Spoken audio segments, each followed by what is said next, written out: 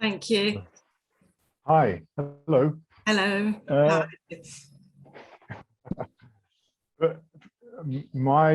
I have to warn everybody, my internet connection is quite unstable. So I don't know whether you can hear me okay. Can you hear me okay? I can hear you. Okay, all right, good. Anna, thanks very much for that. I thought it was really fascinating, really interesting. I speak as somebody who's been using the rods for quite a while. So it's great to see what somebody else is thinking and what somebody else is doing with them. I think at the moment we haven't got, as far as I can see, a question or two in the Q&A. So perhaps I could ask you a couple of things just to get things started. Mm-hmm. And these are generally questions which have been put to me over the years. And I think there'll be questions with which you're probably quite familiar. Mm-hmm. So the first one really is about authenticity. Now I know that Cuisenaire chose the word rod in English, and for example in German Stäbchen, in Italian bastoncino, and so on. And he uses those. He chose that word because it was basically a very low frequency word. So high meaning low frequency. And I wondered what your response is to people who say to you, well, can I borrow a red rod? It is not very authentic language. It's not language which is likely to occur in the real world. Yeah, absolutely. I think that is entirely true. From my personal perspective, something like that activity where can I borrow?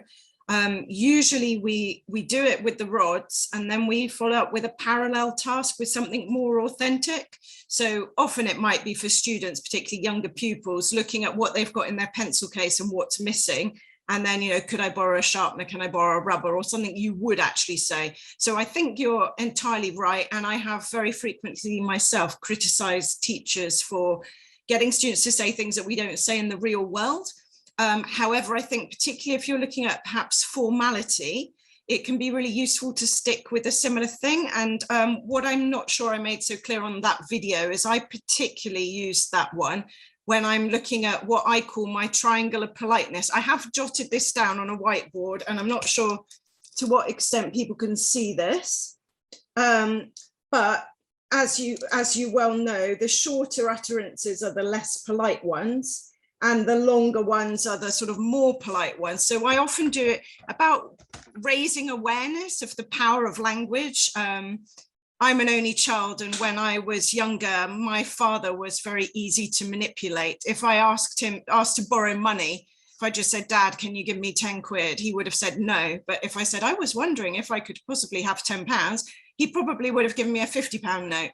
So I think, yes, it's not authentic, but it's great for raising awareness. And then you can take that somewhere else. So it's more of sort of a springboard. I wouldn't like to have students spending a long time repeating things over and over again that they wouldn't use in the real world. How do you respond to that yourself? Well, pretty much as you have. But I mean, as a silent way teacher in the past, I fall back on Cuisenaire's own thoughts, which were that the reduction of the language to something very basic. So then later on you substitute the word rod for other nouns. Yeah. I mean, he talked about a skeleton language and then putting the flesh on the bones of the skeleton later on. Yeah. Where actually he had, well, we won't go into silent way because you're going to talk about that in October. But I think that's true, that it does lead to more accuracy going on. If you can take the complication away and give something more minimal, especially at lower levels, that's less confusing, and the students can build confidence with that, and then they can start, it's a bit like a substitution drill, isn't it? Or people that use sentence builders. And I think scientifically they do lead to better accuracy, even if they're not, they are a less authentic way of learning. It's not, you're not picking up the language as you would your mother tongue. Yeah, absolutely. Great, thanks. Shall I ask something else, because I don't see any questions? Yes, absolutely. I've got a question in a bit from Hedy, but I can come to that in a minute. But yeah, by all means, Steve. Okay. Now, the other thing that I wanted to ask you, which again is something which I've been asked all the way through my career using the rods, and people say, yeah, these are fine for low levels, they're fine for beginners, but what about for advanced students? Now, I know that you spoke briefly about various levels, but I would wonder if it might be useful to teachers to have you expand slightly on the sorts of things that you can do with higher level students, you know, as far as C1, C2, for example. Yeah, well, absolutely. Just to give an example, so I've done a lot of work recently with an individual who's preparing for CPE. She's a medical student. She happens to be Italian, and she's absolutely brilliant. Almost, it's hard to pick up errors. And one of our earlier lessons, we did sort of describe where you live with this, and she found it really useful because I think there's time with rods. Rods sort of can slow a process. So whereas you could flash a photograph or a picture at somebody, I think when you're with the rods, you can go backwards and touch them and ask questions and look in more depth. So what we would often do is just explore, for example, describe where you live and then think, well, how could we upgrade your language? What you said was brilliant. We've recorded it, we've looked at it, but would there be a more interesting adjective you could have put in there? Or is there another way of describing that location? So I think it gives you the physicality of the rods is something that gives you more reflection time. And I think higher level students are able to really exploit that and to ask more questions and to build on their own language use and really let things emerge that they didn't know, and we as teachers don't know were going to come up. So, and certainly with things like that task and IELTS and other things, I think it can be really useful. I think they're equally as useful at high levels as lower levels. For me, it's not about this is a tool just for beginners. There's a lot more flexibility. Yeah. I mean, would you agree that in general material can be used at almost any level? So if we see the rods as being a kind of an aid or a material, if you like, it's possible to use the same material at any level. It's really what you ask students to do with it. I mean, yes. even a high level text can be used with quite low level students, depending on what you ask them to do. If you ask them to say, you know, see how many adjectives they can find or how many nouns they can find and so on. So that's also, I think this is really quite an important point, because I do think that many teachers have avoided using the rods because they think they're only good for, you know, the red rod is smaller than the green rod, and you know, the basic low level stuff. No, I think absolutely. And I think when we come to storytelling in the next session, you'll especially see where that evolves, and looking at pronunciation, because again, you've got a lot of very subtle awareness raising that you could do with students that are more ready for that, definitely. Yeah, absolutely. No, I think I really feel that rods, I mean, I think the simplicity, you know, even when you talk about, you know, it's a bigger rod or a smaller rod, even here, I mean, how frequently have you heard intermediate level students making errors with that? So I think even some of the simple things are not just the error that is just for beginner students. I think that rods make a nice way to refresh your knowledge. It's something you've already studied as well, just to come back and see it from a different angle.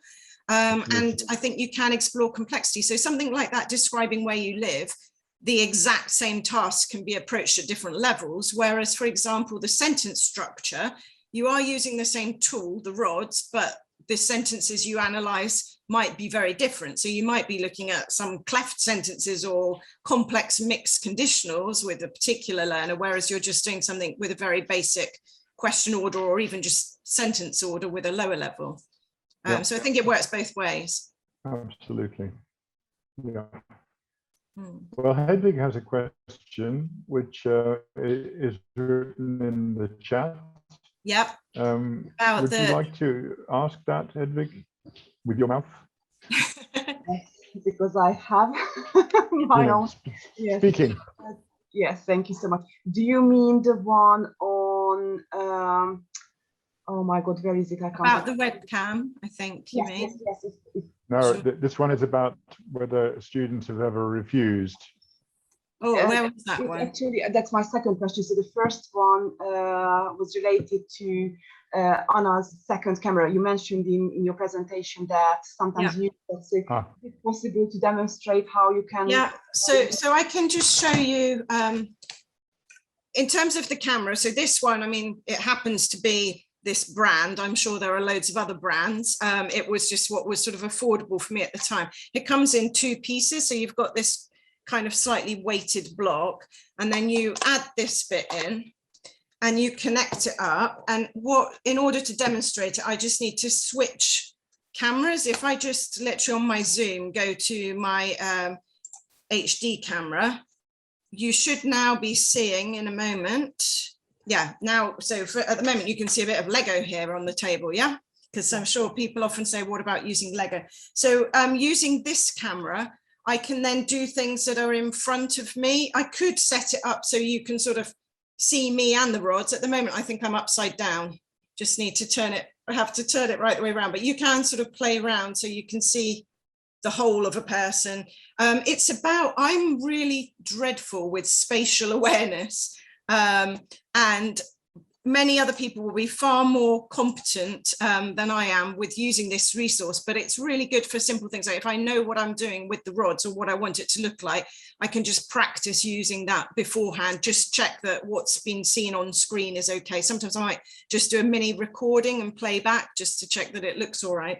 But it allows you to do that small work with students as well. It's quite nice as well if you're physically reading a text together to sort of be able to go through a text, also to show objects. It just gives me just another tool. And I know like visualizers are used a lot in state school teaching, and that was sort of where I thought, yeah, because I think initially when we went online, I was really frustrated by things like thinking, will I ever be able to use Cuisenaire rods again? Will I be able to use these? Because I do enjoy using things as well as myself to sort of add some variety. So I think this might link into another question that somebody's put in the chat, which is about one-to-one small group. And if you have a large class, so one thing is if you had a large class online, then obviously you could use this webcam and everybody's being able to see everything. I do tend to find that a lot of students do own Lego, so you can do that as well. It's not the same as the Cuisenaire rods though. I mean, because although there is some variety, I guess, in sort of width and shape and size, there's just something, I don't know if Steve has a word for it, but there's just that lovely French expression of the je ne sais quoi. There's something about the rods, the feel of the rods, the look of the rods that is simply not replicated by anything else. I don't know if you've got a word for it, Steve. Just there is something very touchy feeling, tangible, like sitting playing with a piece of Lego just doesn't have the same joy to me as holding this yellow Cuisenaire rod. I'm so glad you said that. I don't know how to say it though. Well, the thing is that I absolutely 100% agree. I would personally, I would never use Lego. And students, teachers have asked me, you know, can I use Lego instead of Cuisenaire rods? And I say, absolutely no way. Go out and find yourself a set of rods, go and buy some. There's a magic about them. And that's kind of interesting, because the magic is because they're invested with something. In the book that I'm just finishing now on the Cuisenaire rods, that's my plug for the afternoon. I'm writing a book on the Cuisenaire. Put the title of it in the chat box so we can buy it, Steve. Come on. In that book, okay, all right. One of the first things I say about the rods is they're just little pieces of wood or plastic. They're nothing more than that, but they get invested with something rather magical when you start to use them. Lego doesn't do that. It simply doesn't work like that. Yeah. So magic is the word I would use. Yeah, no, so I think there is that thing about it, and I think you can use, I think in many ways, rather than substituting with Lego, I would just be looking at maybe colored pens and doing different things like that. But going back to the large class, I think the physical, if you're lucky enough to be in a large classroom, I think what you need to do is think about your classroom layout and your management and where you are as a teacher. So being front of class is not always the best approach. I think maybe sitting in a student desk in the middle of the room and asking people to sort of make a circle around you, people, the inner circle being sat down and then people stood up around you so that you can watch. But also I think the beauty of Cuisenaire rods in a real classroom is that it should be the students interacting with them. So once you've demonstrated what you want to demonstrate, as soon as possible, you want students to be touching, feeling and manipulating the rods. And therefore, the more you can persuade your school to purchase, the better. But you can still do things with very small numbers. But I do feel that this is a one-off investment. I've never heard of anyone saying that their rod has been broken. They seem to be fairly indestructible and they last forever. And in fact, many schools have got a box that has been in the cupboard for 25, 30 years that nobody knows what to do with. So I think, you know, although it looks like an expensive initial outlay, I think you really get an awful lot of rod for your money, so to speak, a lot of mileage out of it. Somebody is also asking about, just saying about using it with advanced mature students. I think this is, I think this is just interesting. I'm 48. I am as enthusiastic about learning at 48 as I was when I was a geeky 12-year-old. I don't find myself as an adult wanting to be bored in the classroom. And I don't see why by becoming an adult, you suddenly should not have fun, color, touching things, feeling things. Does it have to be always a black and white gap fill because you're an adult? I think that's more about personality. Some people right from childhood would prefer that more sort of perhaps focused, simple method, and other people enjoy other kinds of methods. But for me personally, this has absolutely nothing to do with the age of a student. I've watched mature businessmen, you know, a lot older than me, have immense amount of fun with rods, but also not just have fun, really learn something and be able to ask much more complex questions and go over things in much greater depth. And I think that the real power, and maybe part of the magic, Steve, for me with rods, is that you really look at the rods whilst you're using them. So you're not necessarily making direct eye contact with your peers and the teacher. And somehow that allows you to be less shy or less inhibited in your use of language, and particularly you're more likely to create useful mistakes, which allow more learning. So really, I think, you know, poor grammar, because I'm just looking at Maria's question saying poor grammar skills and lots of vocabulary. Well, this is the perfect way to help them iron those things out and improve them. And I just feel that it's like another person, something is in the room that can kind of take ownership of your English. So you're sort of slightly displacing your mistakes, aren't you, to the rods, to the place where they are, which is quite interesting. Yeah, I think integral to the use of the rods is a very high level of accuracy. They seem to, and perhaps that's a hangover from the whole silent wave principle, but they seem to demand a level of accuracy which I've never found anywhere else. Now, I know that accuracy is a bit out of fashion these days, and we're looking at intelligibility and so on. But I still think there's a place for accuracy, and I think students agree that there's a place for accuracy, and that's the important thing. What do students need and what do they want? Absolutely, and the students are the customers, and Cambridge and lots of the exam boards still absolutely place a lot on accuracy. So there's an actual, you know, a lucrative market for being accurate, isn't there? Not just a desire. Definitely. Can we pop back to Hedvig's question, which was basically, has anybody ever refused? In my personal experience, so I guess I started with rods, so I've been teaching for around 25 years, and I was really lucky that I worked at the Swan School of English in Oxford very early on in my career, and there was real enthusiasts with rods, so I got introduced to them incredibly early, and the second I had them, that was it, and there can't be a term that's gone past without me using them since. In my experience, I have seen the odd person look initially like, oh, this is going to be really silly, and they start building silly structures or messing around. But usually within a matter of moments, you win them over and they suddenly see the value. I think this is about how you package something and how you pitch things.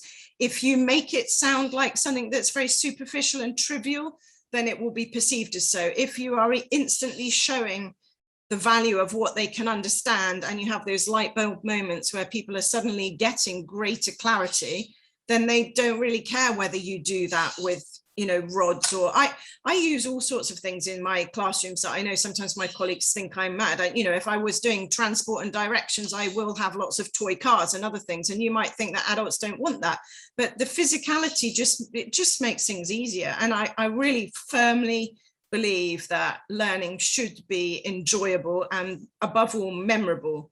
And I think things like rods allow that. They're much more memorable than you just going over things yourself as a teacher. Yeah, I agree. If I can also answer that question, I've been teaching about 40 years, and I did have once a student who pretty much refused, an adult. And I had a nice group of Sardinian students, and this one lady simply wouldn't do it. She simply said no. And when I spoke to her after the class, she said, this is, you know, it's very silly. And I like to learn from reading literature. That's the way I learn. And I said, well, is that the only way you learn? And she said, yes, that's the only way I learn. I said, well, you're not, you know, I said, you might as well go home in that case. Well, because if you're so limited and specific, then that would be a one-to-one classroom, wouldn't it? And I think you can gauge very quickly the what should we say, the appetite for rods once you use them. And I can't think of a time when I've used them and then brought them out a second time and seen people look distressed, upset, or go, oh no, not the rods again. Quite the opposite. On the contrary, yeah, exactly. Students are actually saying, oh, please, you know, we did that amazing activity where you were running around with the box, and can we do it again, miss? Please, can we do this again? There's, like, again, I think there is that just intangible magic of them, isn't there? I have the same experience, except they don't call me miss. Sir. No, they don't call me that Teacher Steve. That'll do. Well, I wanted to ask you, on the basis that there are no urgent questions coming up, I wanted to ask you if you would address the tactile element, which is for me fundamental to the rods. Now, the reason I ask is because you mentioned OHP rods. Now, that's new to me. I haven't heard of those. And I also haven't heard of the magnetic ones that fit to a whiteboard. So that's, I see them. That's kind of interesting. And I wonder whether there's a kind of a mismatch here, because the rods are very successful, largely because they're tactile, they're movable. And yeah, can you say a few words about that? Yeah, absolutely. I think, well, these ones behind me, something like this, are very good when you're doing a very teacher-led presentation, and you can physically sort of move these on the board. So, you know, she likes shopping, but if I wanted to just change the sentence to something with a modal, for example, I don't know, let's just put Yoshiko can swim. And then I just want to show here that I don't need that one, I can take it away. And I just reorder them to make my question.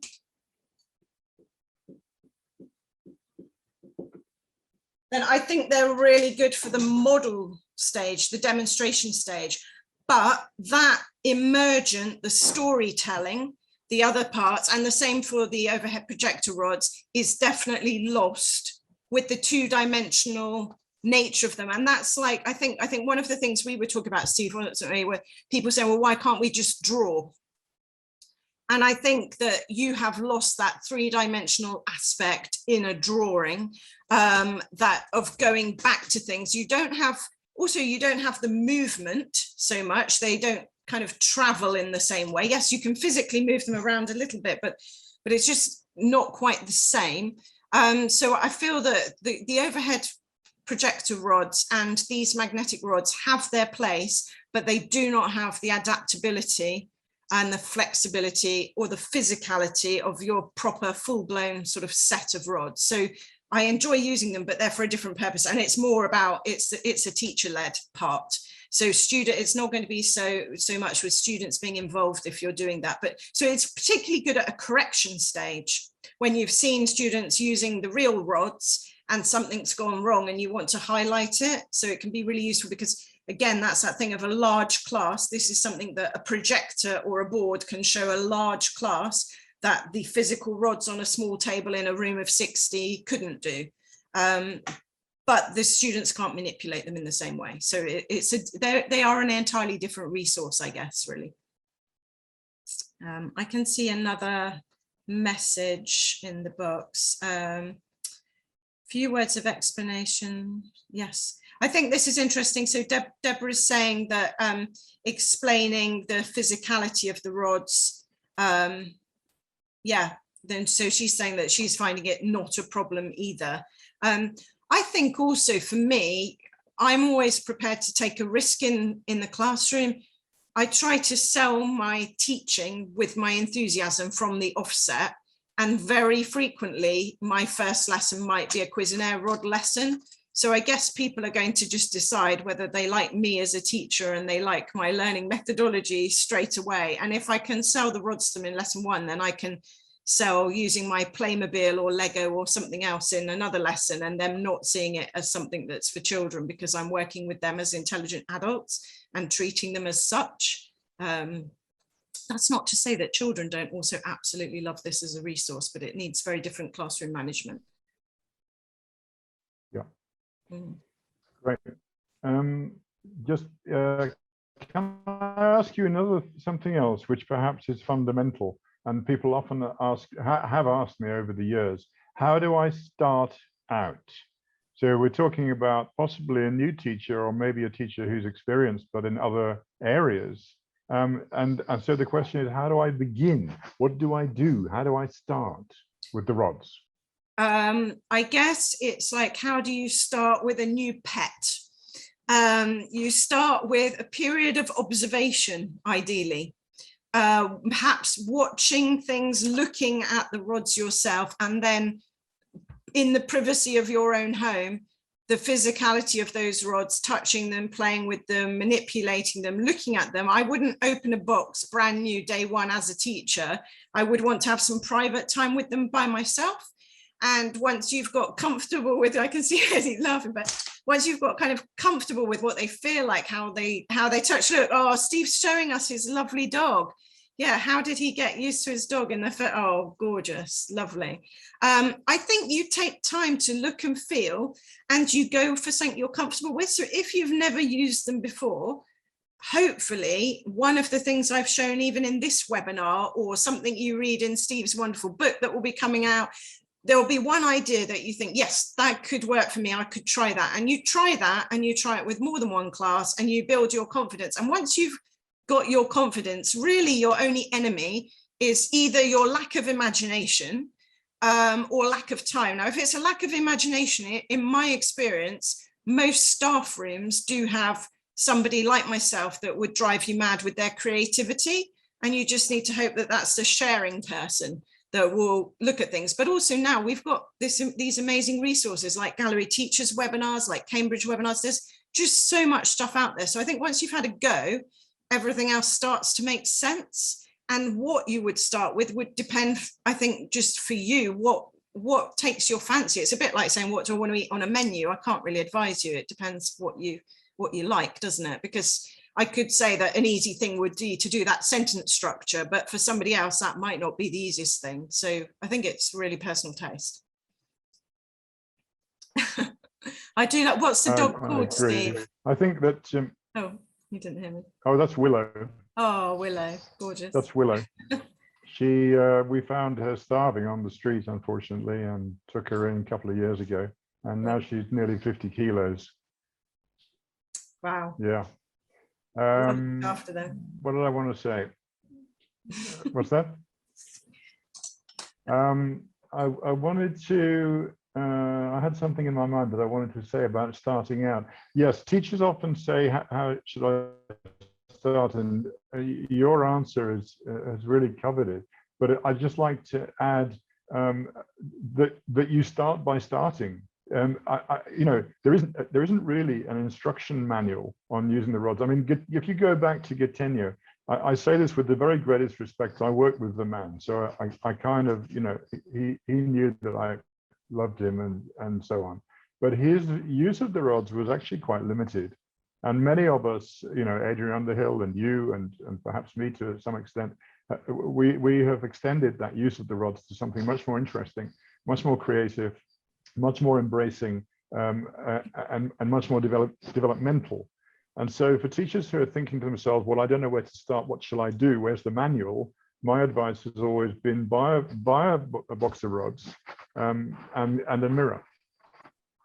And put the mirror in front of you and put the rods between you so that you can see what it looks like from a student's point of view. And that's something else I wanted to just mention. Your clock, for example, is, you know, it's a really good idea. I use it too. But I would suggest to teachers to use a different color rod for the 12 o'clock. So the 12 o'clock is next to you, the teacher, and then switch. See what I'm saying? From which angle? Yeah, so what I'm really saying is just get started, but think about how students see what you're doing. So think about the vision from their point of view. Absolutely. I think that's one of the benefits as well of something like Zoom, where you can open a meeting with yourself privately and record yourself having a go with this to see what it looks like, and then try to watch it back objectively and get that distance from it. But I do think what's really nice is that the rods, you can make mistakes with rods, you can get it wrong, and students will ask for clarification. They'll point to the bit that they're not clear about, and you know, what was this one, what does that mean? And I think that that's a lot easier for them to do with a physical resource than trying to get you to recap part of a verbal explanation. That is a lot harder to sort of get you to rewind on. So it's that clarification step with the rods is nice too. But yeah, you're right. And it's a bit like riding a bike. At the end of the day, you have just got to get on it. Somebody can show you all the theory in the world, but until you actually sit on a bike, you're not going to know what it feels like. And how quickly you take away the stabilizers will be how quickly you yourself are comfortable with it. I always try on our initial teacher training courses to introduce rods to people, either online or physically, so that it takes away that fear of the unknown. And I'm always really pleased afterwards when I hear people say, oh, I did, you know, I used rods on my CELTA course and it was great. It was really good. And so I've started to use them again.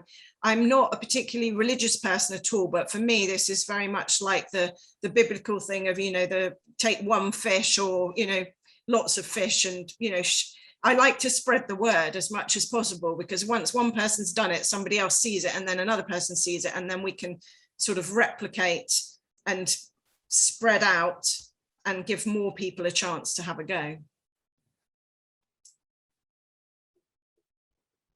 Yeah. I can see that you're asking about task 2 writing with essays. I guess there I might sometimes use the rods with perhaps a theme or a topic and stories to just generate some ideas, and maybe more with sort of clarity of accuracy and sentence structure, but not in the same way as the physicality of showing a bar chart or something similar. So I haven't used it in with the same frequency, I would say. But I do think, I mean, I think they are a nice springboard into exam tasks, and particularly, you know, when you've got sort of compare and contrast two things, that can be quite nicely done with rods too. I don't know, Steve, do you ever use them for exam practice? You know, I was very interested in your comments about exam work, because I'm not keen on exams, first of all. So I've never really, and not since I was a very young teacher, I've never really consistently taught exam classes. And to be honest, I've never thought about using them for exams. So that was enlightening. That was really interesting. Mm-hmm. So thanks for that. Oh, you're welcome. I equally don't agree with exams, but again, they're I think the problem is there's a big market for them. So for as long as there is a market, again, for me, it's about just trying to bring the room to life and get out of our textbook, because I think with the textbook, one size can never fit all, and particularly culturally and globally, they tend to be very sort of, you know, they try everything possible to be one size fits all, but they just can't. Whereas I do think Cuisenaire rods do actually achieve that the rod can be felt in the same way with the same value, whether you're Japanese, Russian, Chinese, Italian.